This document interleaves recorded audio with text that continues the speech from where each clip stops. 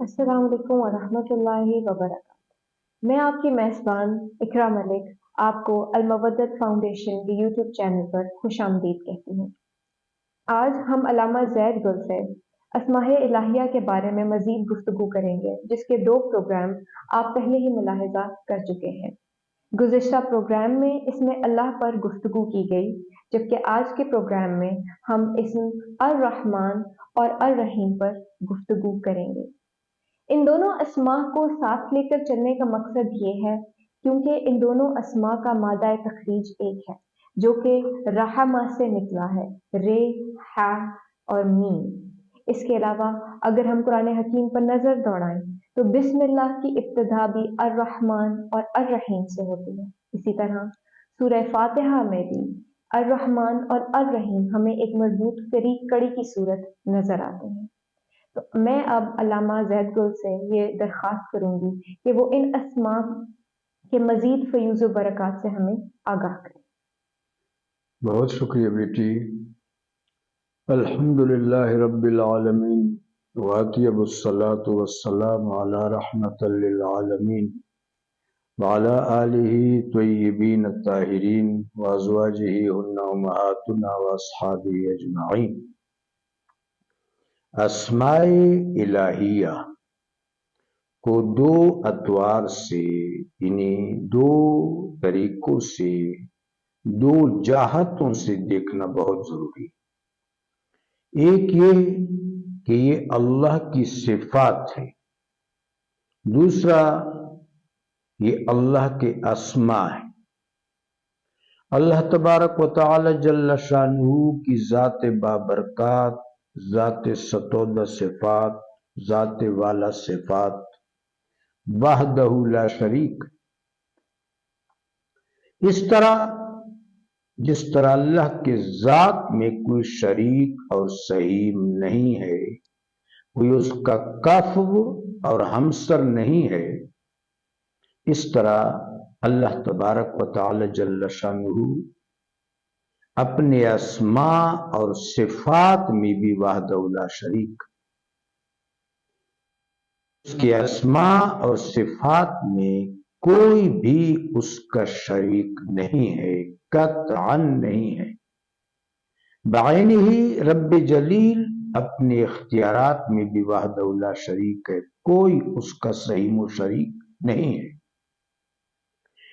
इसको हम इस अंदाज से भी अदा कर सकते हैं कि करीम रब खालिक करीम अपनी ज़ात, अपने अस्मा, अपने सिफात और अपने इख्तियारात में वहदहु ला शरीक।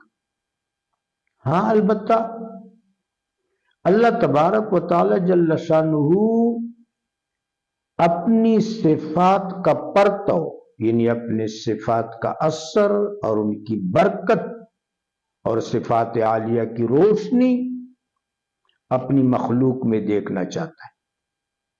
अल्लाह की सिफात का सबसे बड़ा परतव हमारे आका व मौला नबी आखिरुज़्ज़मान सरवर कायनात सल्लल्लाहु अलैहि व आलिहि व बारक व सल्लम को मुयस्सर है। फिर दर्जा बदर्जा तमाम अंबिया इकराम अलैहिमुस्सलातु वस्सलाम, रुसुल उज़्ज़ाम अलैहिमुस्सलातु वस्सलाम को, उसके बाद अहले बैत अतहार अलैहिमुस्सलाम, अजदाद उम्महात रसूल, उम्महातुल मोमिनीन सलामुल्लाह अलैहिन्ना, सहाबा किराम रज़ी अल्लाह तआला अन्हुम, औलिया इकराम और अल्लाह के सब बंदों और बंदियों को मुयस्सर है। जिन अस्माए आलिया का आपने जिक्र किया, अर्रहमान अर्रहीम। अल्लाह तबारक व तआला जल्ल शानुहु जब अपने बंदों से अपना तारुफ कराता है, बंदों के जहन में एक बात तो जरूर है और वो एहसास होना चाहिए। वही एहसास ही एहसास आबूदियत है। वो एहसास अबूदियत क्या है कि अल्लाह हमारा खालिक है, अल्लाह हमारा मालिक है, अल्लाह हमारा राज़िक है, हम उसके बंदे हैं। अब इस मकाम पर اللہ تبارک و تعالیٰ کے حوالے سے ہمارے احساس میں، ہمارے خیال میں، ہماری فکر میں جو بات آتی ہے وہ یہ ہے کہ اللہ بہت بلند ہے، بہت جلیل ہے، بہت اونچا ہے، بہت متعال ہے، رفیع الدرجات۔ تو ایک ہیبت کا سما پیدا ہو جاتا ہے، ہیبت کا سما، انسان کے قلب پر ہیبت چاہ جاتی ہے، اور ایک دوری کا سا احساس ہوتا ہے۔ اللہ تبارک و تعالیٰ نے دوری کے اس احساس کو مٹا دیا، فوراً مٹا دیا، کہ گو کہ تمام تعریفیں میرے لیے ہیں، میں تمہارا رب ہوں، مالک ہوں، خالق ہوں، بدیع ہوں، فاطر ہوں، میں نے تم کو پیدا کیا ہے اور میں پوری کائنات کا مالک ہوں۔ پھر جب انسان اس مشہود کائنات پر نظر دوڑاتا ہے، آسمان کو دیکھتا ہے کہ آسمان کتنا بڑا ہے، کوئی اس کو ماپ نہیں سکتا، وہ کریم اس آسمان کا رافع ہے، رافع السما ہے، اور صرف ایک آسمان نہیں، اوپر تلے زمین کے قریب 7 آسمان، پھر اس سے اوپر بھی 7 آسمان، پھر یہ زمین، پھر زمین کی وسعتیں، پھر یہ سورج چاند ستارے، یہ بڑے بڑے قوی ہیکل مخلوقات، یہ تو مخلوقات کا عالم ہے۔ اللہ تبارک و تعالیٰ ان سب کا رب ہے، ان کا مالک ہے، ان کا فاطر ہے، ان کا بدیع ہے۔ تو یہاں پر ایک بہت بڑی ہیبت عابد، زاہد، ذاکر اور انسان کے دل اور اعضاء و جوارح پر طاری ہو جاتی ہے۔ لیکن وہ مہربان جو ہے، وہ کریم جو ہے، وہ رحیم جو ہے، وہ صرف ہمارا رب نہیں ہے، وہ ہمارا محبوب بھی ہے، محبوب یگانہ، محبوب حقانی جل شانی۔ وہ فوراً ہمیں اپنے قریب کر لیتا ہے۔ وہ فرماتا ہے میں الرحمن الرحیم، بہت رحم کرنے والا ہوں۔ اہل علم لکھتے ہیں کہ اللہ تبارک و تعالی جل شانہ کا معاملہ مخلوق کے ساتھ رحم، فضل اور عدل پر مشتمل ہے۔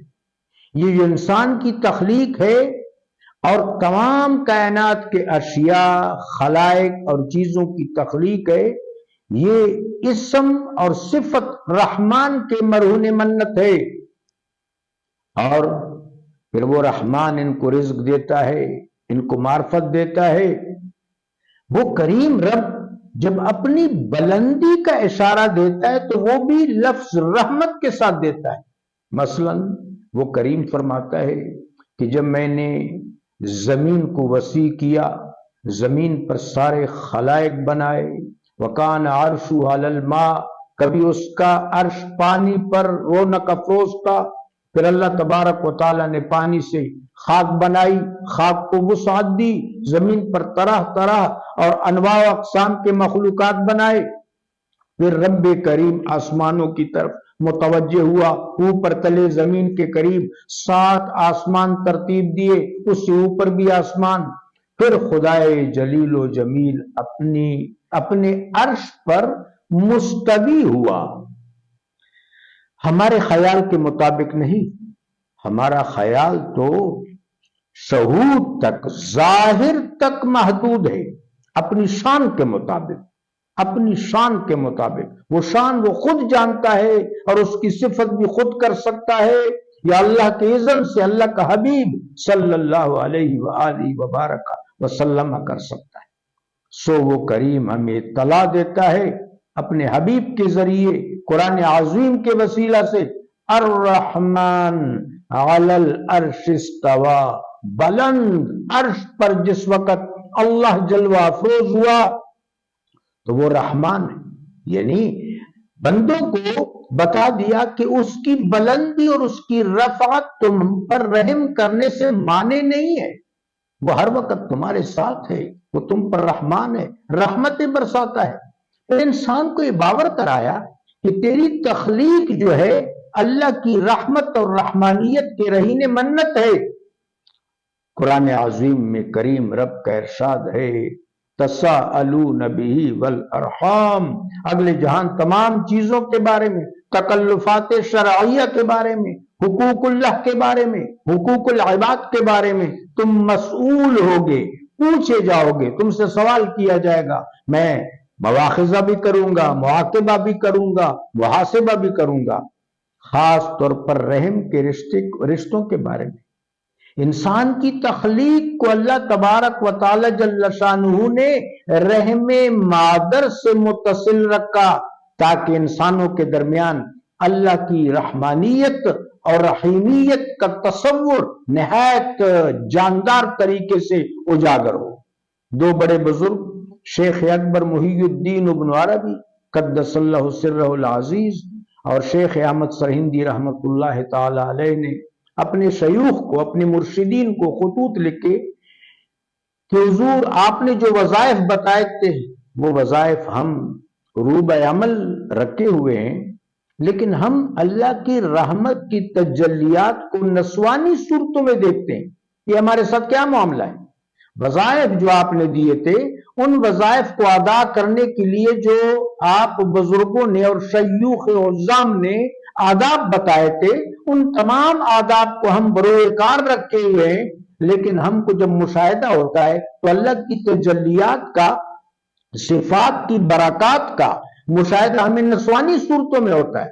دونوں بزرگوں نے ان کو لکھا کہ بالکل صحیح سمت میں جا رہے ہو، یعنی انہوں نے یہ بتایا کہ ہم اللہ کی تجلیات کی برکات کو ماں کی صورت میں، بہن کی صورت میں، بیٹی کی صورت میں دیکھتے ہیں۔ تو شیوخ عظام نے ان کو مبارکباد دی کہ بالکل صحیح راستے پر جا رہے ہو، رحمانیت کے راستے پر جا رہے ہو، اور یہی اللہ تبارک و تعالی جل شانہ کا منشا ہے کہ اللہ تبارک و تعالی رحمانیت اور رحیمیت سے اپنے بندوں کو متعارف اور مانوس کرانا چاہتے ہیں۔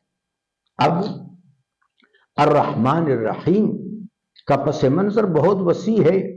مثلا اللہ تبارک و تعالی جل شانہ اپنے بندوں کو بتاتا ہے کہ میں کتنا رحمان ہوں، کتنا رحیم ہوں، اور میری رحمت ہر چیز پر چھائی ہوئی ہے۔ یہ جو میں نے مخلوق کو پیدا کیا یہ میری رحمت ہے، ان کو باقی رکھتا ہوں، ان کو زندگی میں نے دی ہے، اور میں ان کو معاف کرتا ہوں، ان کی رسی دراز کرتا ہوں، ان کو مہلت دیتا ہوں۔ یہ سب کچھ صفت رحمانی کے رہین منت ہے۔ قرآن عظیم میں کریم رب کا ارشاد ہے وسعت کل شیء، کہ ہر چیز تک اللہ کی رحمت وسیع ہے۔ پھر قرآن عظیم نے اطلاع دی کہ الرحمن فاسأل بہ خبیرا، وہ کتنا رحمان ہے تم تصور نہیں کر سکتے، اندازہ نہیں لگا سکتے، تمہارا علم اور تمہاری فکر اس کا ادراک نہیں کر سکتی۔ لا تدرکہ الابصار، تم اپنی بصیرت کے زور پر اس کی رحمانیت اور رحیمیت کی وسعت معلوم نہیں کر سکتے، وہ اتنا رحمان ہے۔ بس یہ ہے کہ فاسأل بہ خبیرا، وہ کتنا رحمان ہے اس کے بارے میں خبیر و بشیر و نذیر، صاحب خبر صادق صلی اللہ علیہ وآلہ وبارک وسلم سے پوچھ لو، چونکہ میں نے اپنے حبیب کو رحمت للعالمین بنا کر بھیجا ہے۔ اب یہ تو کچھ پس منظر تھا جو بیٹی آپ نے سوال کیا۔ اب ان اسماء کے برکات کیا ہیں؟ ایک اصولی بات ہے کہ یہ وظیفہ رب جلیل نے خود بتایا ہے، وَلِلَّهِ الْأَسْمَاءُ الْحُسْنَى فَادْعُوهُ بِهَا، یہ وظیفہ اللہ خود بتاتا ہے کہ اللہ کے حسین حسین نام ہیں، پیارے پیارے نام ہیں، ان ناموں سے اپنے رب کو پکارو۔ اب جو کشتہ، جو وظیفہ، جو دعا، جو مناجات، جو وسیلہ رب جلیل نے خود ارشاد فرمایا ہے، اس کی تلقین کی ہے، تاکید کی ہے، ترغیب مرحمت فرمائی ہے، وہ کس حد تک مؤثر ہوگا؟ تو ان اسماء کا جو سردار اسم ہے وہ رحمان ہے۔ رحیم اور رحمان دونوں کا، جس طرح میری بیٹی نے بتایا، دونوں کا مادہ تخریج ایک۔ تو اب جس وقت بندہ استحضار کے ساتھ معانی اور مطالب اور پس منظر کو تصور اور ذہن میں لاتے ہوئے، احساس میں لاتے ہوئے اللہم یا رحمان، اللہم یا رحیم کا ورد کرے گا، وظیفہ کرے گا، ذکر کرے گا، تو صرف اس کی طبعیت پر خوشگوار اثرات مرتب نہیں ہوں گے۔ صرف یہ نہیں ہے کہ اس کی آرزو پوری ہوگی، اس کی تمنا پوری ہوگی، بلکہ وہ اپنے رب کی رحمت کے بقعہ میں چلا جائے گا، اللہ کی رحمت کے قلع اور حسان میں چلا جائے گا، اللہ کی رحمت کے بلا میں چلا جائے گا۔ وسعت رحمہ، اللہ کی رحمت ہر چیز تک وسیع ہے۔ تو جب بندہ کہتے اللہم، عزیزان گرامی قدر، عزیزات گرامی قدر، اللہم کے لفظ پر بھی غور کر رہے ہیں۔ اللہ کا اسم ذات ہے۔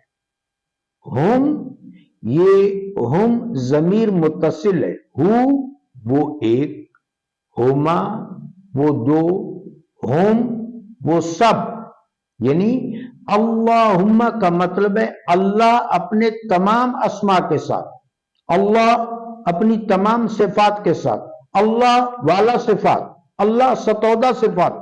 تو جب ایک ذاکر، مناجات کرنے والا، اپنے رب کو پکارنے والا یہ کہتے ہیں اللہم، تو وہ دراصل یہ کہے کہ اللہ میں تجھے تیرے تمام اور اس اسماء اور صفات کے ساتھ پکار رہا ہوں، پھر اس میں سے ایک تخصص کر رہا ہوں، یا رحمان، ساری صفات، سارے اسماء، اس میں اس وقت میرا مراقبہ، میرا تخصص اور جو میرا ذکر ہے وہ الرحمن، اللہم یا رحمان، اللہم یا رحیم۔ اس کی برکات پر اہل علم نے مستقل کتابیں لکھی ہیں۔ ایک تو یہ کہ اگر لوگوں میں اتفاق اور اتحاد نہیں ہے، اناد ہے، حسد ہے، بغض ہے، تو جو شخص ان اسماء عالیہ، دونوں اسماء کا، الرحمن الرحیم کا ورد کرے گا تو ایک یگانگت، یکجہتی، جوڑ اور اتفاق، محبت و رغبت پیدا ہو۔ دوسرا، اگر کوئی شخص کسی دوسرے کا حق پامال کرتا ہے، وہ ان اسماء کے ساتھ اپنے رب کو پکارے گا تو انشاءاللہ اس کا حق محفوظ رہے گا۔ تیسرا، اس کا بہت بڑا اثر کہ اللہ تبارک و تعالی جل شانہ ہر لحاظ سے اس پر رحم کرے گا اور اس کی سب حاجات پوری ہوں گی۔ بہت بڑے صوفی بزرگ حضرت ممشاد دینوری رحمہ اللہ تعالی فرماتے ہیں کہ اللہم یا رحمان کا ذکر باقی تمام اذکار سے بندے کو بے نیاز کر دیتا ہے، چونکہ رحمان کے 70,000 درجے ہیں، بلکہ اس سے بھی زیادہ۔ تو جب کوئی شخص اللہم یا رحمان کے اسم عالیہ کے ساتھ اپنے رب کو پکارتا ہے تو اس کی 70,000 خواہشات پوری ہوتی ہیں، 70,000 مشکلات سے اس کو نجات ملتی ہے، 70,000 حاجات اللہ تبارک و تعالی جل وعلا اس کی پوری فرماتا ہے۔ تو یہ اسم بہت بابرکت ہے اور بے نیاز کر دینے والا ہے اور سرشار کر دینے والا ہے۔ رب جلیل ہمیں ان اسماء عالیہ الرحمن الرحیم کی برکات سے متمتع فرمائے۔ جزاکم اللہ۔ شکریہ سر، آپ نے گفتگو ملاحظہ کی اسم الرحمن اور رحیم پر۔ اسی سے وابستہ ایک سوال جو ذہن میں ابھرتا ہے وہ یہ ہے، اللہ تعالیٰ قرآن میں فرماتے ہیں کہ اللہ کا رنگ اختیار کرو، اور اللہ کے رنگ سے بڑھ کر کس کا اچھا رنگ ہو سکتا ہے؟ تو اسی طرح اگر ہم اسم الرحمن اور رحیم کا جو مینیفیسٹیشن ہے، جو اس کا ظہور ہے، وہ اس کی مخلوق میں دیکھنا چاہیں تو یہ کس طرح کار فرما ہو سکتا ہے، یا ہم کس طرح اس کا مشاہدہ کر سکتے ہیں؟ کیونکہ فلسفے میں وحدت الوجود کے یہ بات بھی قابل ذکر ہے کہ انسان، یہ جو انسانی زندگی ہے اور یہ جو دنیا ہمیں نظر آتی ہے، یہ اللہ تعالیٰ کے اسماء کا پرتو ہے، یہ اللہ تعالیٰ کے اسماء کی مینیفیسٹیشن ہے۔ تو اس کڑی سے ہمیں یہ سوچنا چاہیے کہ انسان کی زندگی میں اور انسان کے ارد گرد اس اسم کا ظہور کیسے ہے۔ اس کے اوپر روشنی ڈالنے کے لیے میں استاد محترم سے دوبارہ مخاطب ہونا چاہوں گی کہ وہ ہمیں اپنے قیمتی علم سے اور آراء سے آگاہ فرمائیں۔ جزاک اللہ بیٹی۔ بسم اللہ الرحمن الرحیم۔ بہت عمدہ سوال۔ بے شک اللہ تبارک و تعالی جل شانہ اپنی ذات، اپنے اسما، اپنی صفات اور اپنے اختیارات میں وحدہ لا شریک ہے، لیکن اللہ اپنی صفات کا پرتو، اپنی صفات کا اثر، اپنے صفات کی رونق، اپنی صفات کا حسن اپنے بندوں میں دیکھنا چاہتا ہے۔ ہم اگر قرآن عظیم میں تدبر کریں، غور و فکر کریں، تو اللہ تبارک و تعالیٰ کے ایسے اسماء عالیہ جو مطلق اللہ کے ہیں، یعنی علیم اللہ کا نام ہے، اللہ کی صفت ہے، اللہ علیم مطلق ہے، مطلق علم، حتمی علم، قطعی علم رب جلیل کے پاس، لیکن کریم رب نے اس صفت کا پرتو انبیاء کو عطا فرمایا۔ سیدنا حضرت اسحاق علیہ السلام کے بارے میں بتایا، فبشرناہ بغلام علیم، کہ ہم نے ابراہیم خلیل الرحمن علیہ السلام کو علیم بچے کی بشارت دی۔ علیم، علیم اللہ کا اسم ہے، اللہ کی صفت ہے، لیکن یہاں اپنے طبیعی معنوں میں، اپنے معصوری معنوں میں، اپنے تنزیلی معنوں میں یہ اسم، یہ نام حضرت اسحاق علیہ السلام کے لیے قرآن پاک میں آیا۔ ایک اور بہت آسان مثال، الاعلی، اس اسم سے ہم سب متعارف ہیں، ہم سجدہ میں یہ تسبیح کہتے ہیں، سبحان ربی الاعلی۔ الاعلی اللہ کے اسماء عالیہ میں سے ہے، قرآن پاک میں ایک سورت ہے، سبح اسم ربک الاعلی، اے حبیب تسبیح فرمائیو اپنے اس رب کی جو الاعلی ہے۔ اب مطلقاً تو الاعلی صرف رب جلیل کا نام ہے، رب جلیل کی صفت عالیہ ہے، لیکن یہی نام سیدنا حضرت موسیٰ علیہ السلام کے لیے استعمال ہوا ہے، لا تخف انک انت الاعلی، آپ پریشان نہ ہو جائیو، آپ ہی فتح یاب رہیں گے، اعلیٰ رہیں گے۔ اس طرح عام مومنین کے لیے اللہ تخافوا ولا تحزنوا انتم الاعلون ان کنتم مؤمنین، خوف نہ کرو، حزن نہ کرو، تم ہی کامیاب و بامراد رہو گے اگر تم فی الواقعہ جس طرح ایمان کا حق ہے اللہ پر ایمان لانے والے ہو۔ میرے آقا و مولا علیہ السلام کے لیے رب جلیل نے اپنے کئی اسماء اور کئی صفات کے پرتوات عطا فرمائے، مثلا حریص علیکم بالمؤمنین رؤوف الرحیم، محبوب پاک صاحب لولاک صلی اللہ علیہ وآلہ وبارک وسلم تمام خلائق اور تمام انسانوں کے فلاح و بہبود کے انتہائی آرزومند اور متمنی ہیں۔ بالمؤمنین رؤوف الرحیم، اہل ایمان پر تو رؤوف الرحیم ہے۔ تو یہ تناظر اس لیے بیان کیا کہ یہ بات واضح ہو کہ اللہ کی صفات اور اللہ کے اسماء مطلقاً تو، حتماً تو، کلیتاً تو رب جلیل کے ہیں، لیکن اللہ اپنے بندوں میں اپنے صفات کا پرتو دیکھنا چاہتا ہے، یہی چیز تو ایمان ہے۔ حبیب پاک صاحب لولاک صلی اللہ علیہ وآلہ وبارک وسلم فرماتے ہیں، تخلقوا باخلاق اللہ، کہ تم اللہ کا خلق اختیار کرو، اللہ کے مکارم اخلاق سے استفادہ کرو۔ آقا مولا صلی اللہ علیہ وآلہ وبارک وسلم فرماتے ہیں، اللہ نظیف ویحب النظافہ، اللہ پاکیزہ ہے اور پاکیزگی کو محبوب رکھتا ہے، اپنے بندوں میں پاکیزگی چاہتا ہے۔ اللہ جمیل ویحب الجمال، اللہ جمیل ہے، جمال کو پسند کرتا ہے۔ اللہ الوتر ویحب الوتر، اللہ یکتا ہے اور اتفاق و اتحاد کو پسند کرتا ہے۔ رب جلیل قرآن عظیم میں فرماتے ہیں، کریم رب کا ارشاد ہے صبغۃ اللہ ومن احسن من اللہ صبغہ، اللہ کا رنگ اختیار کرو، اور اللہ سے حسین رنگ اور کس کا ہے؟ اللہ کا رنگ کیا ہے؟ اللہ کا رنگ اللہ کی صفات ہیں کہ ان صفات کے برکات کو اور ان کے تقاضوں کو اپنی زندگی میں لایا جائے، جس طرح میرے آقا و مولا صلی اللہ علیہ وآلہ وبارک وسلم فرماتے ہیں ارحم من فی الارض یرحمک من فی السماء، تم زمین والوں پر رحم کرو، آسمان والا تم پر رحم کرے گا۔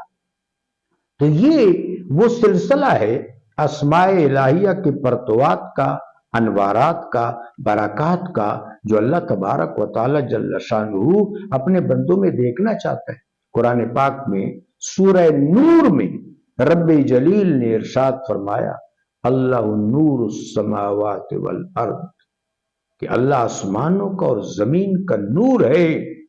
یہد اللہ نور علی نور، نور مطلق رب جلیل خود، دوسرا نور اللہ کا حبیب صلی اللہ علیہ وآلہ وبارک وسلم، یہد اللہ لنورہ من یشاء، اللہ تبارک و تعالی اپنے اس نور محمد کے اس وسیلے اور ذریعے سے جس کو چاہتا ہے نور مطلق، یعنی اپنے نور وجہ کی طرف ہدایت دیتا ہے اور رہنمائی دیتا ہے۔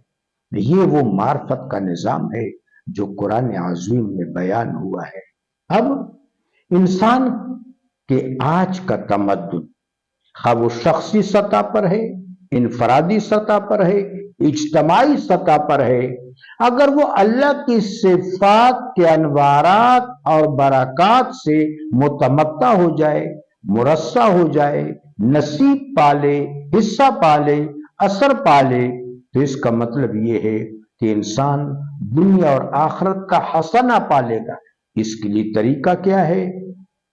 قرآن عظیم میں ارشاد ہوا ہے قُلْ إِن كُنتُمْ تُحِبُّونَ اللَّهَ فَاتَّبِعُونِي يُحْبِبْكُمُ اللَّهُ، اے میرے حبیب لوگوں سے کہہ دو اگر یہ مجھ سے محبت کرتے ہیں تو آپ کی اتباع کریں، جب آپ کی اتباع فرمائیں گے تو اللہ ان کو اپنا محبوب بنا لے گا۔ حکیم الامہ حضرت اقبال علیہ الرحمہ نے کیا خوب فرمایا ہے، اس خیش رو صبغت اللہ رنگ دے، خیش رو صبغت اللہ رنگ دے، عشق رو ناموسو نامو ننگ دے، اپنے آپ کو صبغت اللہ کا رنگ دے دو، اور ایمان اور عشق کو اللہ تبارک و تعالی جل شانہ کے اسماء کے پرتوات سے حسین بنا لو۔